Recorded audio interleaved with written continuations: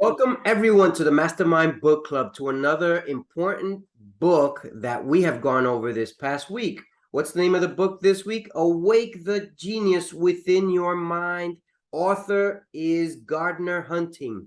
We came across this book thanks to Reggie, and Reggie will do the first brief summary on this book. Let's go ahead, Reggie. Yeah, good evening, everyone. Reggie from the Mastermind Book Club. What I'll focus on is law, right? All of life is law, and laws are meant to be kept. And all laws are good, and all laws are God. So everything that is law comes under God. And it doesn't matter if you don't understand the law. The lack of understanding does not keep you from dealing with whatever the law is going to give you in terms of the repercussions or the reward. Could be the other side of it. Like the law of gravity, your lack of understanding or awareness of gravity does not keep you from falling off a building. You're going to go down if you happen to go off the ledge. At the same time, you have other laws which people are aware of, and they get the return from that law. Law of attraction, law of reciprocity, the law of karma. So just keep that understanding, or keep that in mind, that everything is law. Laws are good and laws are God, and just know the law. Beautiful, Reggie. Thank you for that. Law is good. Law is God, right? Yes. Believe. Gina. Yes, and thank you, Reggie, for stealing my line. Everything I was going to say, Reggie decided to say it. But that's okay. So one of the other things I wanted to mention, and I had that all in my head, like everything is operated by law.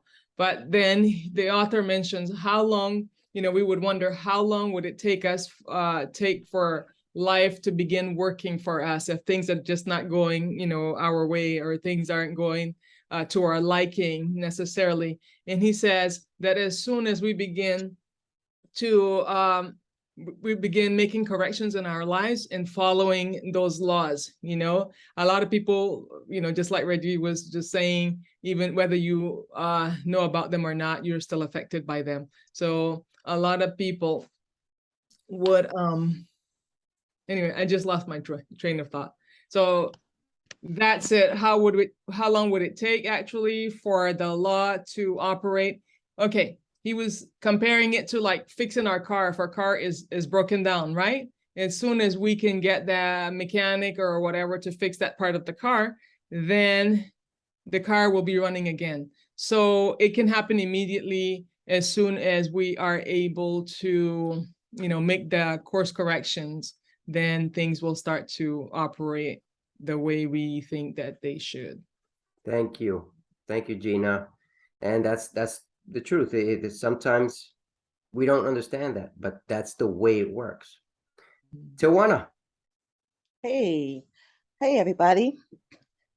What I got from the book, it was teaching me about like the law of attraction, and how even a person that does not respect the law, it still applies.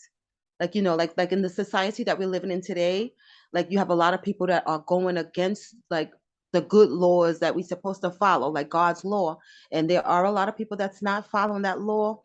And what I got from the author, he was saying it like whether they pay attention to the law or not, it still applies.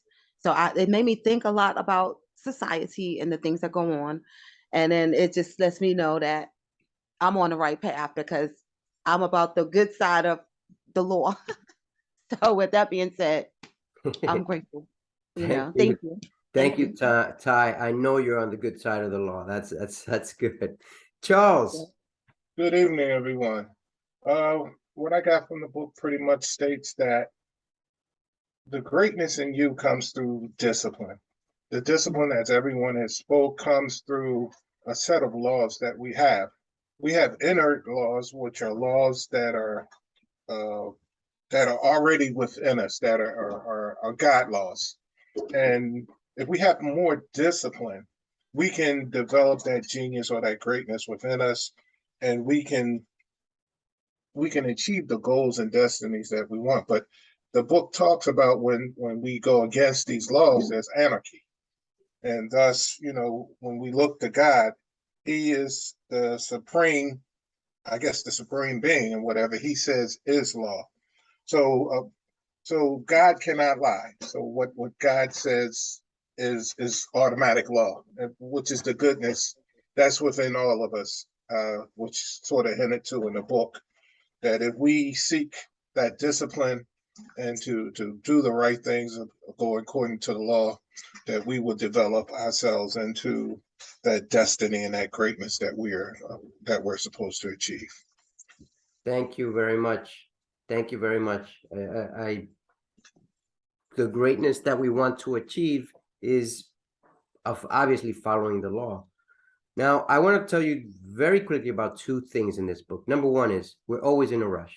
We always want things instantly. We want instant gratification. We want instant payment. We want instant everything. We want the best job now.